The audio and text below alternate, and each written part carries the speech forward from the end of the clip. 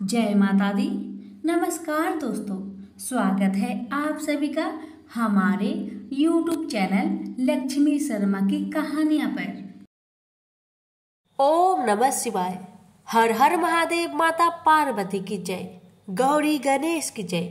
प्रिय भक्तगणों, आज सोमवार के दिन आप सभी श्रवण करेंगे श्री अमरनाथ की अमर कथा। इस कथा का नाम अमर कथा इसलिए है कि इसके श्रवण करने से शिवधाम की प्राप्ति होती है।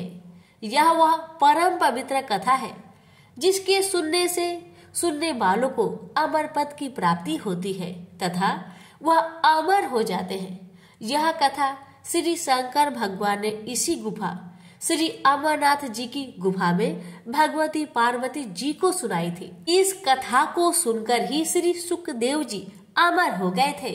जब भगवान श्री शंकर यह कथा भगवती पार्वती को सुना रहे थे तो वहाँ एक तोता का बच्चा भी इस परम पवित्र कथा को सुन रहा था और इसे सुनकर फिर उस तोते के बच्चे ने श्री सुखदेव स्वरूप को पाया था। सुख संस्कृत में तोता को कहते हैं और इसी कारण बाद में फिर मुनि सुखदेव के नाम से संसार में प्रसिद्ध हुई। यह कथा भगवती पार्वती तथा भगवान शंकर का वाद है। यह परम पवित्र कथा लोक व परलोक को सुख देने वाली है। शंकर भगवान और जगत माता के इस संवाद का वर्णन भृगु संहिता, नीलमत पुराण, तीर्थ संग्रह आदि ग्रंथों में पाया जाता है। भक्तजनों, यहाँ पर मैं आपके सम्मुख यह परम पवित्र कथा को विस्तार पूर्वक सुनाने जा रही हूँ। से बोलिए उमापति शंकर भगवान की जय। हे भगवान, आपकी कथा कहने वाले, सुनने वाले, हुक्कारे भरने वाले सभी की रक्षा करना, सभी की मनोकामना को पूर्ण करना, सभी को निरोगी रखना। प्रेम से बोलिए उमापति शंकर भगवान की जय, गौरी गणेश की जय। एक बार देव ऋषि नारद कैलाश पर्वत पर भगवान श्री शंकर के स्थान पर दर्शनार्थ पधारे। भगवान श्री शंकर उस समय वन में विहार के लिए गए हुए थे और भगवती पार्वती यहाँ पर विराजमान थी। श्री पार्वती जी ने देव ऋषि नारद को प्रणाम किया और सादर आसन दिया और बोली, देव ऋषि, आपने यहाँ पधार कर हम पर बड़ी कृपा की, आपने आने का कारण कहिए। देव ऋषि नारद बोले, देवी, मेरा एक प्रश्न है, उसका उत्तर मैं चाहता हूँ। श्री पार्वती जी ने कहा, कहिए। नारद जी बोले, देवी, मुझे इस बात का बड़ा आश्चर्य है कि भगवान श्री शंकर, जो कि हम दोनों से बड़े हैं, उनके गले में रुंड माला क्यों है। श्री पार्वती जी बोली, इसका कारण मैं नहीं जानती। नारद जी ने कहा, आप यथा समय इसका कारण भगवान श्री शंकर से पूछिएगा। इतना कहकर देव ऋषि नारद वहां से चले गए और उनके जाने के थोड़ी देर बाद भगवान श्री शंकर आ गए और उनके आने पर भगवती पार्वती ने वही प्रश्न उनसे किया। भगवान श्री शंकर बोले, हे पार्वती, तुम यह प्रश्न न पूछो। लेकिन श्री पार्वती ने भगवान श्री शंकर की बात नहीं मानी और उनके रुंड माला धारण करने का कारण जानने के लिए हठ करने लगी। इस पर भगवान श्री शंकर ने कहा, पार्वती, जिसने मुंड तुमको इस मुंड माला में दिखाई दे रहे हैं, यह तुम्हारे ही सिर है, यानी जितने जन्म तुमने धारण किए हैं उतने ही मुंड मैंने धारण किए हैं। इस पर पार्वती जी ने प्रश्न किया, प्रभु, मेरी तो मृत्यु होती है और आपकी नहीं होती, इसका कारण क्या है। भगवान श्री शंकर बोले, यह सब अमर कथा के कारण है। पार्वती बोली, तो फिर मुझे भी यह अमर कथा सुना दीजिए ना। इस पर श्री शंकर जी ने आसन लगाया और कालगिन रुद्र नामक एक गण प्रकट किया और उसे आज्ञा दी कि चारों ओर एक ऐसी अग्नि प्रकट करो जिसमें कि जलकर समस्त जीवधारी मर जाए। भगवान शंकर की आज्ञा पाकर कालागिन ने ऐसा ही किया और अदृश्य हो गया। जिस आसन पर भगवान श्री शंकर बैठे थे उसके नीचे एक तोता का अंडा पहले से ही था जो कि कालागिन को दिखाई नहीं दिया। इसके पश्चात भगवान श्री शंकर नेत्र मूंद कर एकाग्रचित हो पार्वती जी को अमर कथा सुनाने लगे और पार्वती जी उनके हर वाक्य पर हुक्कारा भरने लगी। धीरे धीरे पार्वती जी को नींद आने लगी। उसी समय उस अंडे में से जीव प्रकट हुआ। श्री पार्वती जी तब तक हुक्कारा देते देते सो चुकी थी। अब उनके स्थान पर तोता हुक्कारा देने लगा। जब भगवान शंकर अमर कथा समाप्त कर चुके तो श्री पार्वती जी की आंखें भी खुली। भगवान श्री शंकर ने उनसे पूछा कि क्या उन्होंने अमर कथा को सुना? कि पार्वती जी ने उत्तर दिया कि अमर कथा नहीं सुनी। इस पर भगवान श्री शंकर ने पूछा, तब हुक्कारा कौन देता था?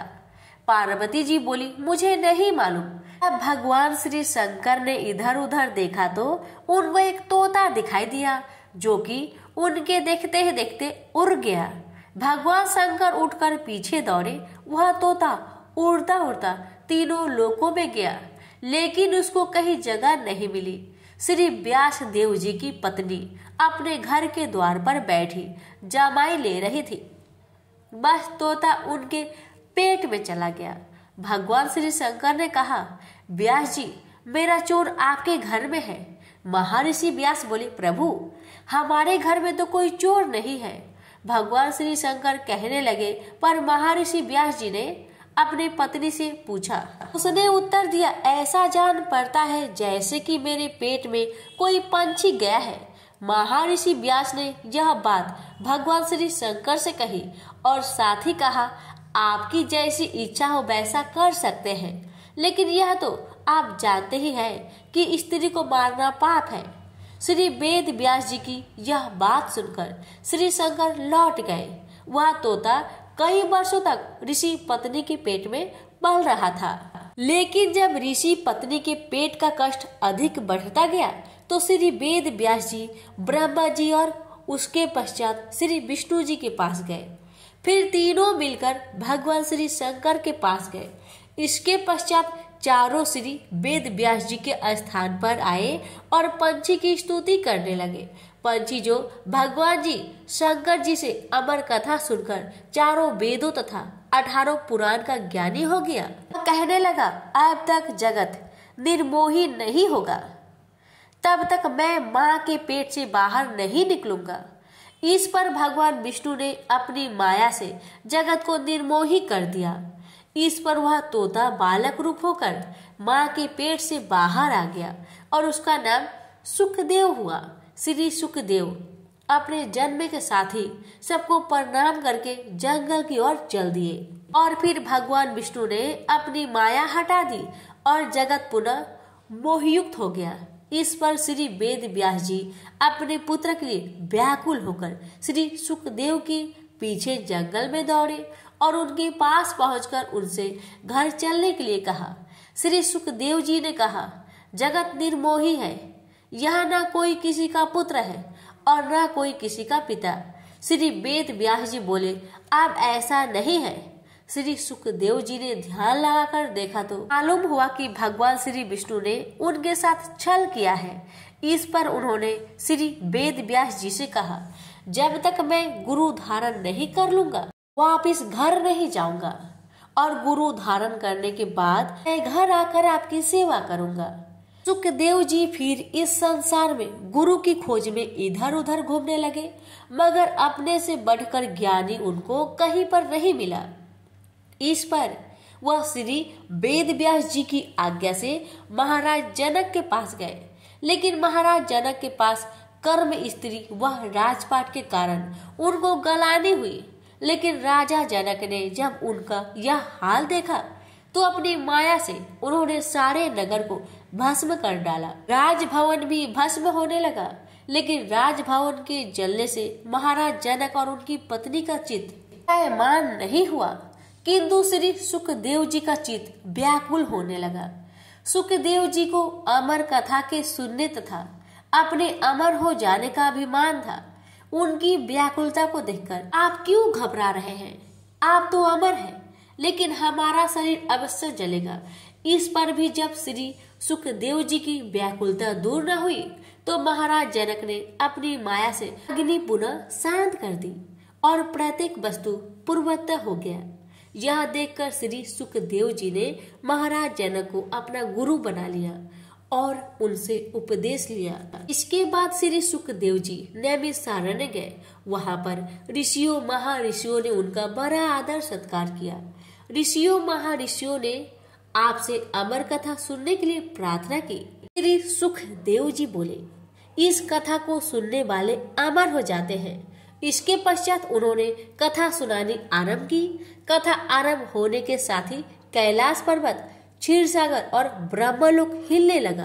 ब्रह्मा, विष्णु, शिव तथा समस्त देवता उस स्थान पर पहुंचे जहां पर अमर कथा हो रही थी।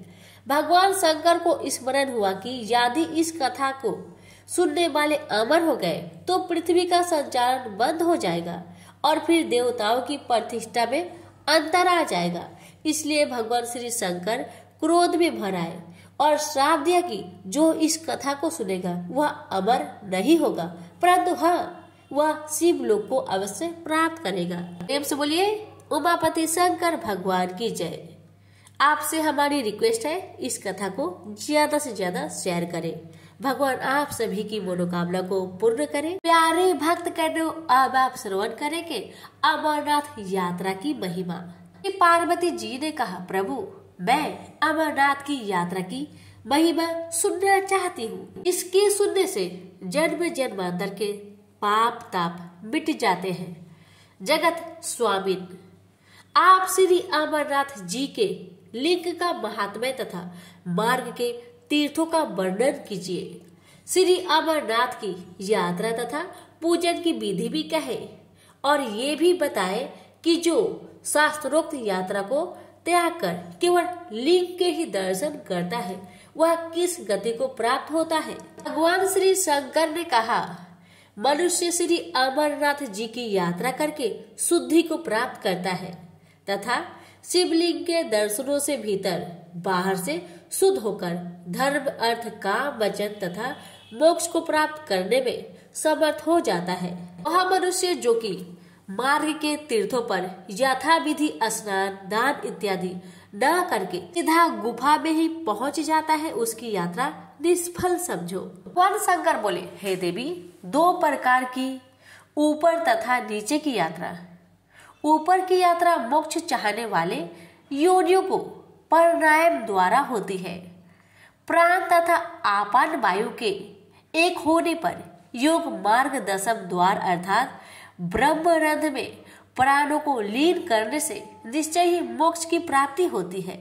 वह दोनों प्रकार की यात्रा धर्म, अर्थ, काम तथा मोक्ष के सुखों को करनी चाहिए। प्रभु, निचली यात्रा यानी पैदल यात्रा से मनुष्य के संपूर्ण पाप दूर होकर चित्त निर्मल हो जाता है और इसी तरह हठ योग और राजयोग से तीर्थ पर किसी अच्छे विद्वान पंडित द्वारा अमर कथा सुनने से पुरुष ज्ञान अधिकारी हो जाता है। इस तरह कहे गए के अनुसार यात्रा करने वाले मुक्ति को प्राप्त करते हैं। अतः पुण्य देने वाली निम्न यात्रा का वर्णन अब सुनिए। नगर में विघ्नों का नाश करने वाले श्री गणेश जी का पूजा करें। रीति के अनुसार भगवान श्री शंकर का स्मरण करता हुआ वहां से बाहर निकलकर षोडश तीर्थ पर स्नान तथा आचमन करके शिव की ओर बढ़े। प्रिय, वहां गंगा जी का दर्शन और प्रणाम करके भगवान श्री शंकर पूजन, देवता और ऋषियों का तर्पण तथा ब्राह्मणों को भोजन करवाए।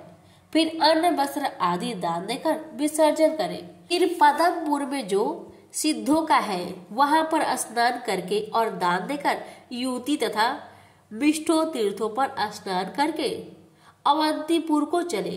वहां साधु महात्माओं के क्षेत्र में स्नान करके बहननाग यानी मिहरनाग जाकर हरिपारा गांव में हरिदाख्य गणपति विघ्नों के नाश करने वाले श्री गणेश जी का पूजन करें और देवताओं तथा ऋषियों का तर्पण करें।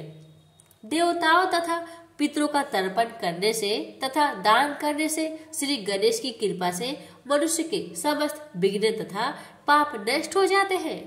इसके बाद बलिहार क्षेत्र में स्नान करके आगे बढ़े। नागाश्रम में जिसको की हस्तिकर्ण कहते हैं, संगम के समीप जाकर ज्येष्ठा सार नामक गण स्वामी भगवान श्री सदा शिव का पूजन करके आगे चले। तीनों पापों तथा मलों का नाश करने वाले तीर्थ जल में स्नान व आचमन करके चक्र नामक तीर्थ चक्रधर पर जाकर स्नान करके देवताओं तथा ऋषियों का तर्पण करे और सोने का चक्र बनाकर ब्राह्मण को दान दे। फिर विधिवत हवन तथा जप करके दे। फिर विधिवत हवन तथा जप करके देवक तीर्थ देवक यार की ओर चले और फिर वहां स्नान करके हरिश्चंद्र तीर्थ विजय विहार बीच विहारा पहुंचकर स्नान करे तथा वृषभ ध्वज महादेव जी का पूजन कर हव्य काव्य आदि से देवताओं और ऋषियों का तर्पण करे। गौ स्वर्ण तिल और भोजन यथाशक्ति सतपात्र ब्राह्मण को दान दे। ऐसा करने से मनुष्य को ब्राह्मण को तृप्त करने के फल की प्राप्ति होती है। हे देवी, इसके पश्चात भोजन करे और तीर्थ को नमस्कार करके आगे चले और लंबोदरी नदी पर आलस्य रहित होकर स्नान करके थुजवार ग्राम से भगवान श्री सदाशिव के दर्शन करें। इसके बाद सूर्य क्षेत्र में सूर्य कुंड में स्नान करके भगवान भास्कर का दर्शन करें। श्री सूर्य नारायण का पूजन संसार के समस्त भोगों तथा मुक्ति को देने वाला है। यात्रियों को सूर्य क्षेत्र में अन्न वस्त्र आदि का दान ब्राह्मणों को देना चाहिए। यह सूर्य क्षेत्र तीर्थ अपने कर्मों से दुखी हुए पितरों के उद्धार के लिए उत्तम है। ऐसा देवताओं का ऋषियों महर्षियों का मत है। हे देवी, यहाँ पर पिंडदान आदि से पितरों का उद्धार करें। दोनों कुंडों का दर्शन करें और फिर उसमें मत्स्य रूप देवताओं का दर्शन कर और फिर उनको नाना मंत्रों से तृप्त करें। पश्चिम वाहिनी गंगा में स्नान करके पितरों के उद्धार के लिए श्राद्ध करें। इसके बाद सत्कार स्थान में पहुँचे, स्नान करें और श्री गणेश का पूजन करें और फिर भाद्रश्रम में जाए। फिर परम पवित्र हरिश्रेष्ठ यानी शिलगाम आश्रम तथा सत्व स्वतर क्षेत्र में और गंगा जल में स्नान करके संध्या बंदन आदि नित्य क्रिया करें। ग्राम में पहुंचकर पवित्र अनंतनाग तालाब के जल में स्नान कर उत्तम बालखिल्य आश्रम को जाना चाहिए। हे देवी, अब मैं पाप ताप को हरने वाले चित्त को शुद्ध करने वाले बालखिल्य तीर्थ का महात्म्य कहता हूँ। ध्यान पूर्वक सुनो। पूर्व काल में बालखिल्य नामक महर्षियों ने घोर तप किया। फिर भगवान श्री विष्णु ने मेघ सदृश गंभीर वाणी से कहा, मैं तुम्हारे तप से अत्यधिक प्रसन्न हूँ, अतः तुम वर मांगो। ऋषियों की प्रार्थना सुनकर भगवान श्री विष्णु ने अपने चरणों से धरती को छूकर वहां से गंगा को प्रकट किया और उसके साथ ही उन लोगों को यह वरदान भी दिया कि प्रलय प्रत्न बालखिल्य तीर्थ लोगों को पवित्र करता रहेगा। पवित्र और पुण्य खिल्यान तीर्थ पर मनुष्य स्नान दान तथा जब पूजा करे तो उसे स्वर्ग की प्राप्ति होगी। उस बालखिल्य तीर्थ पर जगत गुरु सर्वव्यापी नारायण का पूजन करे, जो कि नाना प्रकार के भोगों तथा मोक्ष को प्रदान करने वाले हैं। तीर्थ पर स्नान और यथाशक्ति दान देकर महावन यानी गणेश बल ये पहलगाम में है, वहां पर जाकर श्री गणेश जी का पूजन करें। हे सुंदरी, श्री गणेश जी को नमस्कार करके लड्डुओं तथा क्षीर का भोग लगाए। आप तथा विघ्नों से रहित होकर मामलेश्वर क्षेत्र को जाए। हे साध्वी, मामलेश्वर भगवान के दर्शन या तीर्थ जल में स्नान करके मनुष्य रोगों तथा पापों से छूट जाता है। यहाँ पर स्नान करने के पश्चात मनुष्य दान करे तथा ब्राह्मणों को भोजन करवाए। श्रवण करेंगे मामलेश्वर तीर्थ की उत्पत्ति के संबंध में कथा। एक समय भगवान श्री सदाशिव श्री गणेश जी को दोनों डहेडियों का द्वारपाल बनाकर आप स्थलबाद को चले गए थे। वहां पर थोड़ी देर ठहरकर खिलियान से ऊपर दंडक मुनि के आश्रम जाकर विश्राम करने लगे। वहां देवता आए। भगवान सदाशिव ने कहा, आगे मत बढ़िए। इस शब्द को सुनकर गणेश जी पाताल देश से आए और उन्होंने भी यही शब्द कहे और इस शब्द से फिर देवता भगवान श्री सदाशिव में लीन हो गए। अतः फिर यह ग्राम मामल के नाम से प्रसिद्ध हुआ। भगवान श्री सदाशिव ने श्री गणेश जी से कहा, तुम मामल शब्द सुनकर पाताल से यहाँ आए हो, अतः दीर्घ काल तक यहाँ ठहरो और समस्त विघ्नों को दूर करो। जो मनुष्य यहाँ पर तुम्हारा पूजन करेंगे वह परम सिद्धि को प्राप्त करेंगे। यह वरदान श्री सदाशिव जी श्री गणेश जी को देकर दंडकारण्य में अंतर्ध्यान हो गए। विश्व को पवित्र मामलक ग्राम में मामलेश्वर का दर्शन करने और श्री गणेश जी का पूजन करने से अश्वमेघ का फल मिलता है और श्री गणेश जी की कृपा से मनुष्य की संपूर्ण मनोकामनाएं पूर्ण होकर उसे पशु पुत्र तथा धन की प्राप्ति होती है और उसकी यात्रा भी सफल हो जाता है। इसके पश्चात समस्त पापों को मिटाने वाले भृगुपति तीर्थ में जाकर वहां विधिवत स्नान तथा दान करके भगवान श्री हरि का पूजन करे। भृगु जी ने परिशीलन वन में दीर्घ काल तक बड़ा भारी तप किया। ऐसा कठिन तप तो देवता भी न कर सकते थे। इसी बीच में भगवान श्री विष्णु देवताओं के साथ महर्षि भृगु जी के दर्शन के लिए आए। भृगु जी ने अपने आसन पर से उठकर उनको प्रणाम किया और सदैव एक रस रहने वाले भगवान श्री विष्णु ने उनके सिर को चूमकर उनको गले से लगा लिया। हे महेश्वरी, भृगु और विष्णु भगवान ने आपस में आलिंगन किया। उनके शरीर में से पवित्र पसीना निकला जिससे वह पवित्र तीर्थ बना। श्री सदाशिव बोले, हे देवी, क्योंकि यह तीर्थ भृगु के पसीने से बना है अतः इसका नाम भृगु तीर्थ प्रसिद्ध हुआ है। यहाँ पर जो मनुष्य स्नान करके तांबे तथा वस्त्र का दान करेगा उसकी यात्रा निस्संदेह सफल होगी। वह मनुष्य स्नान करने से अति उत्तम पुण्य को प्राप्त होता है। लंबोदर की कथा। एक बार कैलाश पर्वत पर भगवान श्री सदाशिव और पार्वती ज्ञान संबंधी बातचीत कर रहे थे। उन्होंने श्री गणेश जी को द्वारपाल बनाकर उनसे कहा कि किसी को अंदर मत आने देना।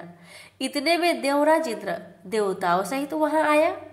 गणेश जी ने उनको रोका। इस पर दोनों में बड़ा भारी युद्ध हुआ। इंद्र हार गया। इंद्र के साथ लड़ने से श्री गणेश को बहुत ज्यादा भूख व प्यास महसूस हुई। चुनाचे बहुत स्वादिष्ट फल खाकर बहुत सा गंगा जल पीने से श्री गणेश जी का पेट बढ़ गया। अब भगवान श्री सदाशिव जी गणेश जी को लंबोदर के नाम से पुकारने लगे। हे देवी, भगवान श्री सदाशिव ने गंगा को सूखा हुआ देख श्री गणेश जी के पेट पर क्रोध में भरकर डमरू से चोट की। फिर गंगा उनके पेट से निकलकर बहने लगी और पौराणिक कथाओं ने उसका नाम लंबोदरी प्रसिद्ध किया। प्रिय, लंबोदरी नदी के जल का स्पर्श कोटि जन्मों के पाप का नाश करता है, इसलिए मामलेश्वर के पास इस नदी का स्पर्श करना आवश्यक है। इसके पश्चात रजनी वन में गोलाकार पत्थर की देव मूर्ति का दर्शन करें और वहां से सीताराम कुंड में स्नान करके आगे बढ़े। रजनोपल की कथा। सीता, लक्ष्मण तथा राम ने विचरते विचरते रजनख्या पवित्र वन में आकर मदयुक्त राक्षसों को देखा। इससे उनको पसीना आ गया। वह पसीना कुंडों में पड़ने से यह कुंड परम पवित्र हो गए। भगवान श्री रामचंद्र जी महाराज पासन पर चढ़कर बाणों से राक्षसों को समाप्त करने लगे। बहुत से राक्षस मारे गए और बाकी के इधर उधर भाग गए। उन राक्षसों का खून गिरने से वह गढ़ शैली छोटी पहाड़ी रंगीन हो गई और भगवान श्री रामचंद्र जी महाराज के चरण स्पर्श से दूसरों को पवित्र करने वाली हो गई। इस रजोनोपल के दर्शन से मनुष्य पापों से मुक्त हो जाता है और कुंड में स्नान करने से समस्त पापों से छूटकर मुक्त हो जाता है। इसके बाद नील गंगा में स्नान करके प्रसन्नचित हो स्थानु आश्रम यानी कि चंदन बाड़ी की यात्रा करें। देवी एक बार काम कीड़ा तथा खेल की बातों में भगवान श्री सदाशिव का मुख श्री पार्वती जी के नेत्रों के साथ लग गया। हे सुतरी, तब उसका मुख अंजन के कारण काला हो गया। फिर भगवान श्री सदाशिव जी ने सूर्य से काला देखकर मुख श्री गंगा जी में धोया, जिससे गंगा जी का रंग काला पड़ गया। अतः गंगा का नाम नील गंगा प्रसिद्ध हो गया। यह नदी महापापों को नष्ट करने वाली है। नील गंगा का स्पर्श दुष्ट मनुष्यों के साथ रहकर जो दोष प्राप्त हुआ है उन्हें तथा स्त्रियों के मन के विकारों का नाश करता है, इसमें रत्ती भर भी संदेह नहीं है। यह नील गंगा पहलगांव से 6.5 मील चंदनबाड़ी के मार्ग में है। पूर्व काल में भगवान श्री सदाशिव दक्ष प्रजापति की पुत्री सती का वियोग हो जाने पर हिमालय पर कठिन तप करने लगे। महेश्वरी फिर वहां पर बहुत वर्षों तक सेवा करती रही। सती ने पर्वत राज के यहाँ जन्म लेकर पार्वती का रूप पाया। यहाँ तपस्या करने के पश्चात भगवान सदाशिव की सेवा करने लगी, लेकिन उनकी सेवा करने पर भी भगवान श्री सदाशिव की समाधि न खुल पाई। तब श्री पार्वती जी ने चंदन वाटिका में बड़ी घबराई, जिस वाटिका में भगवान श्री सदाशिव वृक्ष के समान निश्चल रूप से तप में स्थित थे। उस वाटिका का नाम बाद में महापाप विनाशक प्रसिद्ध हुआ। हे देवी, इस स्थानु आश्रम चंदनबाड़ी के पास जो स्नान करता है वह शिव धाम को प्राप्त होता है। हत्या तथा गौ हत्या आदि महापाप करने वाले मनुष्य यदि चंदनबाड़ी में स्नान करे तो समस्त पापों से छूट जाता है। सरस्वती नदी का दर्शन करने से एवं उसमें स्नान करने से मनुष्य समस्त पापों से मुक्त हो जाता है। इसके पश्चात यात्री को पोसाख्या पर्वत यानी पीसू घाटी पर चढ़ना चाहिए। एक बार देवता और राक्षस भगवान श्री सदाशिव के दर्शन के लिए गए। वहां पहाड़ पर चढ़ते समय ईर्ष्या में ग्रस्त होकर कहने लगे कि हम पहले चढ़ेंगे। दोनों में युद्ध होने लगा। राक्षसों से हटकर देवता ने एकाग्रचित होकर भगवान श्री सदाशिव का ध्यान किया। भगवान श्री सदाशिव की कृपा से देवताओं ने राक्षसों को मार मार कर चूर्ण कर दिया। जिस स्थान पर देवताओं ने राक्षसों को चूर्ण बनाया वहां पर उनकी अस्थियों का एक बहुत बड़ा ढेर लग गया और यह पर्वत यानी पिशु घाटी अब शिव भक्तों के पाप ताप हरती है। हे देवी, श्री 4 सितिखंड इस मंत्र को स्मरण करता हुआ जो इस पहाड़ पर चढ़ता है उसको ब्रह्मलोक प्राप्त होता है। वह ब्रह्मलोक वहां पर की पाप ताप व शोक का नाम तक भी नहीं है। इस पिशु घाटी पर विधिवत श्री शेषनाग का दर्शन कर पूजन करके आगे बढ़े। वायुजन में पत्थरों से छोटी मढ़ी बनाकर भगवान अमरेश्वर का स्मरण करे। शेषनाग पर्वत प्राचीन काल में इस पहाड़ पर एक बड़ा ही बलवान राक्षस वायु के समान रूप वाला रहता था और वह यहाँ आने वाले देवताओं को बड़ा कष्ट पहुंचाता था। देवता भगवान श्री सदाशिव जी महाराज के पास गए। स्तुति के पश्चात भगवान श्री सदाशिव जी प्रसन्न हुए। देवताओं ने उनको राक्षस के संबंध में बताया।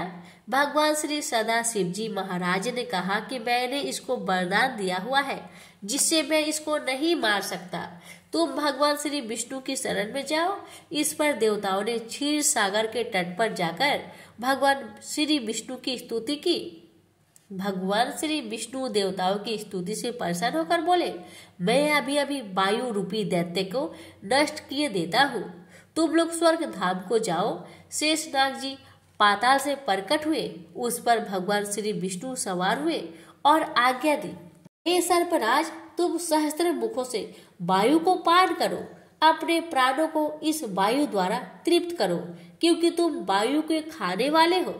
भगवान के अमृत रूपी वचन सुनकर एक क्षण में शेषनाग ने देखते ही देखते वायु रूपी दैत्य को भक्षण कर लिया। हे देवी, उसी दिन से ये पर्वत शेषनाग के नाम से प्रसिद्ध है तथा योगी जन इसको अपना आश्रम भी कहते हैं। इसके दर्शन करने से तथा तालाब में स्नान करने से और यहाँ पर जप हवन स्तुति का स्वाध्याय करने से मनुष्य अनंत पुण्य को प्राप्त होता है। जब देवताओं ने राक्षसों को मार डाला उनमें से परठष्टा नाम दैत्य वायु में मिलकर देवताओं को कष्ट देने लगा। इस पर समस्त देवता भगवान श्री सदाशिव जी महाराज के पास गए और उनकी स्तुति की। इस पर भगवान श्री सदाशिव जी महाराज ने प्रसन्न होकर कहा, हे देवताओं, तुम लोग यहाँ मढ़िये बनाकर वायु को रोक दो। इस पर वे वहां पर पत्थर की मढ़िया बनाकर शांति पूर्वक रहने लगे। लेकिन एक बार दैत्य ने अपना उग्र रूप दिखाया। तब देवराज इंद्र ने अपना वज्र उठाया और उसी जगह राक्षस को मार डाला। तब से यह जगह वायु वर्जन देवताओं से पूजित तीर्थ प्रसिद्ध हुआ। यहाँ पत्थरों द्वारा देवताओं के लिए छोटे छोटे घर बनाने तथा तीर्थ के दर्शन से मनुष्य अत्यंत पुण्य को प्राप्त होता है। ब्रह्म हत्या और गौ हत्या से युक्त मनुष्य इस तीर्थ के दर्शन से इन महापापों से छूट जाता है। अब सुनिए हत्यारा तालाब। हे देवी, जिस कारण यह तालाब हत्यारा तालाब सूख गया। अभी सुनो, इसके सुनने से प्राणी संचय से रहित हो जाता है। जब भगवान श्री सदा शिव जी महाराज तथा देवराज इंद्र ने राक्षसों को नष्ट किया तो कुछ राक्षस भागकर इस तालाब में छिप गए और फिर वह राक्षस थोड़े समय के पश्चात देवताओं को पूर्वतः दुख देने लगे। भगवती पार्वती और सदा शिव जी महाराज विचरते हुए वहां आए। भगवती पार्वती ने भगवान श्री सदा शिव जी महाराज से देवताओं के दुख दूर करने के लिए कहा। भगवान श्री सदाशिव महाराज ने हुक्कार किया, फिर वह डर के इस तालाब में छुप गए।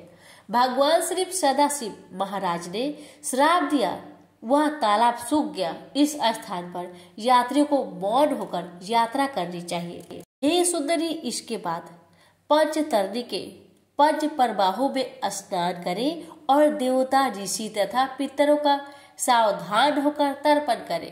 अब सुनिए पंचतरणी की महिमा। पूर्व काल में एक बार भगवान श्री सदाशिव महाराज तांडव नृत्य कर रहे थे और नृत्य करते समय उनका जटाजूट ढीला हो गया और उससे फिर पंचतरणी गंगा निकली, जो महापापों को दूर करने वाली है।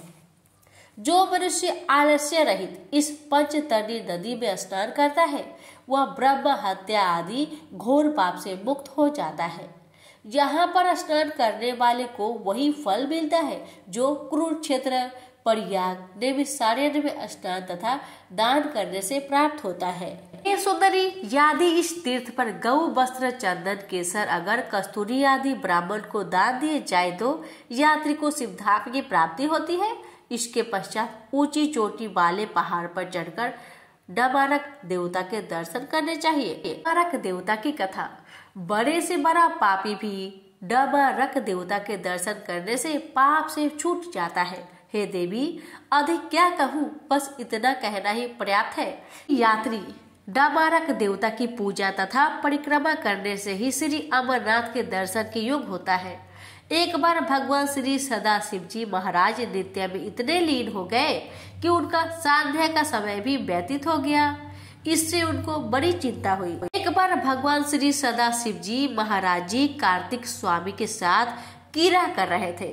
उस उक्त गण को निद्रा आ गई और भगवान श्री सदाशिव जी महाराज का संध्या काल व्यतीत हो गया।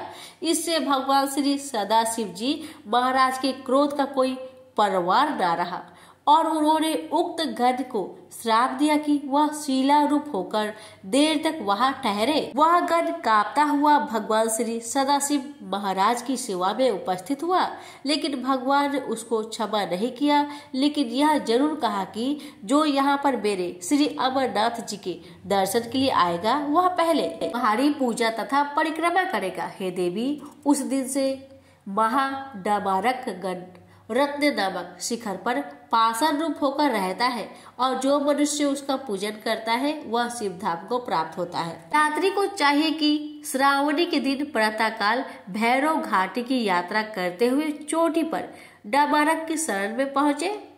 डमरेश्वर भैरव का दर्शन और भक्ति सहित पूजन कर व्रत की ज्योत जलाए और मालपुआ तथा लड्डुओं का भोग लगाए। परिक्रमा और प्रणाम कर पहाड़ से उतरते समय मध्य में चलता हुआ मार्ग में जो गर्भ योनि है उसमें प्रवेश कर, क्योंकि इसमें एक बार जाने से फिर मनुष्य का पुनर्जन्म नहीं होता। गर्भ योनि से निकलकर अमरावती नदी में प्रवेश करे। अमरावती के दर्शन मात्र से मनुष्य देवता तुल्य हो जाता है। इस नदी के अमृत समान जल में स्नान करके यात्री को चाहिए कि भस्म को अपने शरीर पर मले। जो मनुष्य पवित्र गर्भ योनि से निकलकर अमर गुफा को जाता है उसका फिर पुनः जन्म नहीं होता है और फिर वह शिव रूप हो जाता है। देवी, यह बात बिल्कुल सत्य है। हे ईशानी, जब भगवान श्री सदाशिव जी महाराज कैलाश पर्वत पर नृत्य कर रहे थे उस समय नंदी उनकी आज्ञा अनुसार द्वारपाल था। देवता भगवान श्री सदाशिव जी महाराज के दर्शन के लिए आए तो नंदी ने उनको रोका। अब देवताओं तथा नंदी में परस्पर युद्ध होने लगा।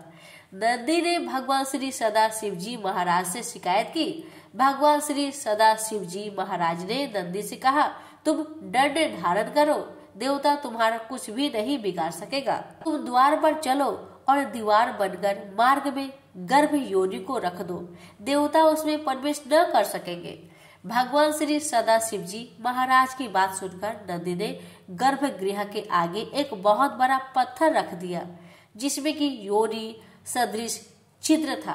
वो पुरुष जन्म जन्मांतर के पापों से मुक्त होना चाहे वह गर्भ योनि से निकलकर श्री अमरनाथ के दर्शन करे, फिर अमरावती नदी में स्नान कर उसी की भस्म रूप कीचड़ को शरीर पर मलकर और उनसे सफेद होकर थोड़े वस्त्र, कोपिन और रेशमी धोती को पहनकर सन्मार्ग प्रदान करे कहते हुए तथा शिव शिव उच्चारण करते हुए क्रोध मोह आदि को त्याग कर पहाड़ पर चढ़े। मनुष्य गुफा में स्थित अमरेश्वर भगवान देवताओं के देव भगवान को नमस्कार करे और प्रभु के चरणों में मन लगाकर भक्ति के साथ इस तरह स्तुति करे।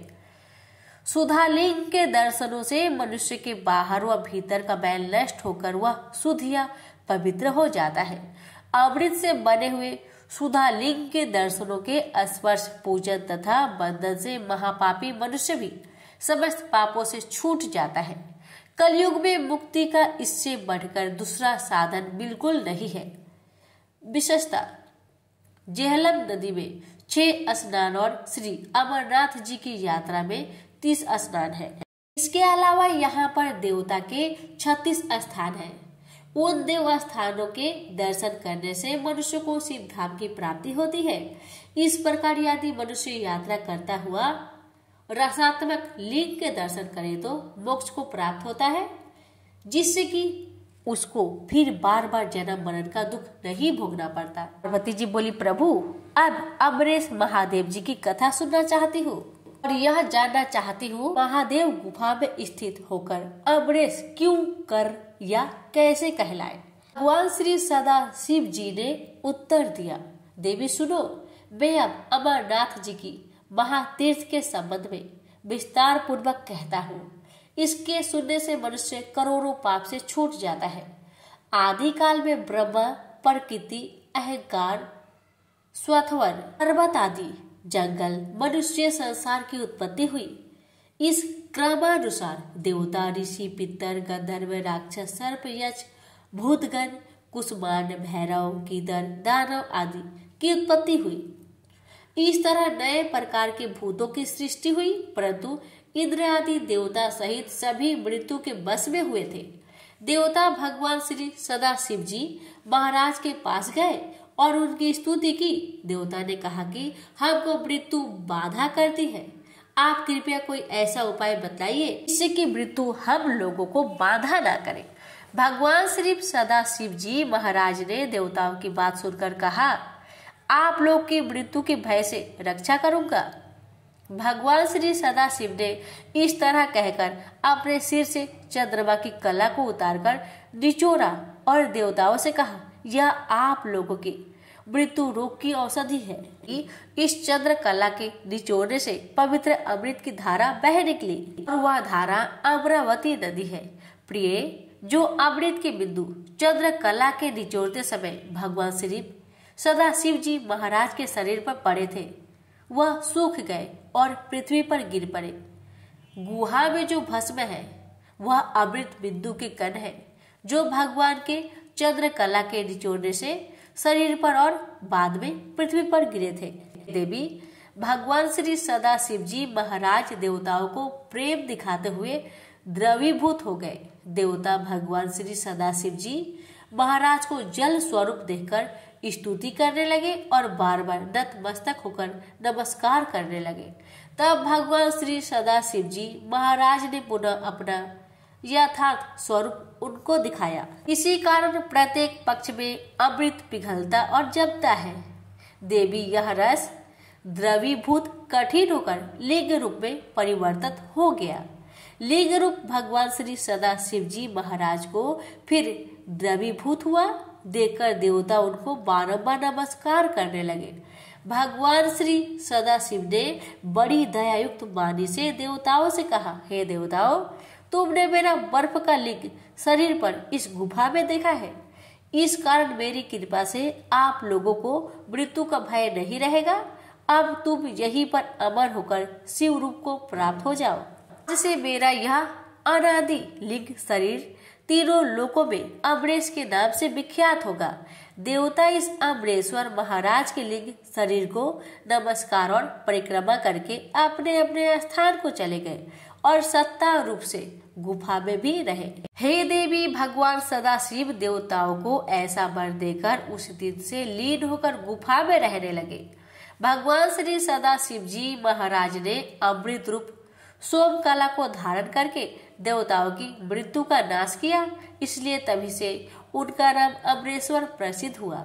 हे महेश्वरी, गर्भपात करने वाला, गुरु की सैया पर आरूढ़ होने वाला, मदिरा पीने वाला, स्वर्ण चुराने वाला, गौ हत्या करने वाला, ब्रह्म हत्या आदि करने वाला आदि श्री अमरनाथ जी के रसमय लिंग शरीर का दर्शन करे तो वह उसी क्षण समस्त पापों से मुक्त हो जाता है। आप श्रवण करें कबूतरों का रहस्य। भगवती पार्वती ने भगवान श्री सदाशिव जी से पूछा, प्रभु, कौन से शिवगण कबूतर हुए और कबूतर क्यों कर हुए और कहाँ पर स्थित है? कृपया यह सब मुझे विस्तार पूर्वक बतलाइए। भगवान श्री सदाशिव बोले, एक समय भगवान महादेव संध्या समय नृत्य कर रहे थे कि यह गण वापस में ईर्ष्या के कारण कुरु कुरु शब्द करने लगे। महादेव जी ने क्रोधित होकर उनको यह श्राप दिया कि तुम दीर्घ काल तक यही शब्द कुरु कुरु करते रहो। चुनादी व रूढ़ रूपी गण उसी समय कबूतर हो गए। इनके दर्शनों से समस्त पाप दूर हो जाते हैं।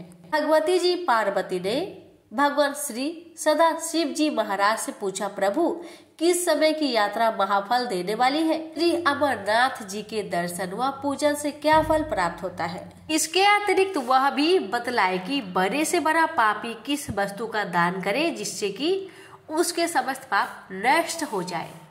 हे देवी, श्रावणी पर यात्रा करने बड़ी भारी पुण्य को देने वाली है, क्योंकि भगवान श्री सदाशिव जी महाराज ने अपना स्वरूप श्रावण रक्षा पूर्णिमा में ही प्रकट किया है। काशी में लिंग दर्शन तथा पूजन से 10 गुना, प्रयाग से 100 गुना, नैमिषारण्य तथा कुरुक्षेत्र से 1000 गुना अधिक पुण्य देने वाला श्री अमरनाथ जी का पूजन है, जो कि मैंने तुम्हारे हित के लिए कहा। देवताओं की 1000 वर्ष तक सोने, फूल, मोती और पट्टे वस्त्रों से पूजा का जो फल मिलता है वह श्री अमरनाथ के कसलिंग पूजा से एक ही दिन में प्राप्त हो जाता है।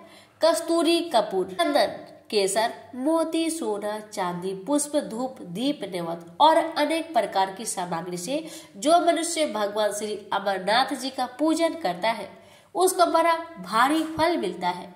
भगवान श्री अमरनाथ जी की आरती और परिक्रमा से बहुत पुण्य प्राप्त होता है। श्री अमरनाथ जी का दर्शन स्पर्शन करके पंच तरंगिनी के उत्तर संगम में जाकर देव व प्रीत प्रसन्नार्थ श्राद्ध करे। लौटने पर यात्री को मामलाख्य महाग्राम में जाकर श्री गणेश जी का पूजन करना चाहिए और वहां गंगा के तट पर खड़ी भगवती जी से, जो भगवान श्री सदाशिव जी महाराज के सिर पर स्थिर है, अपनी यात्रा के सफल होने के लिए प्रार्थना करनी चाहिए। पाताल गंगा में स्नान करके यात्रियों को अपने अपने घरों को वापस जाना चाहिए। प्रिय भक्तगणों, सभी मिलकर बोले, उमापति शंकर भगवान की जय। हर हर महादेव, माता पार्वती की जय। गौरी गणेश की जय।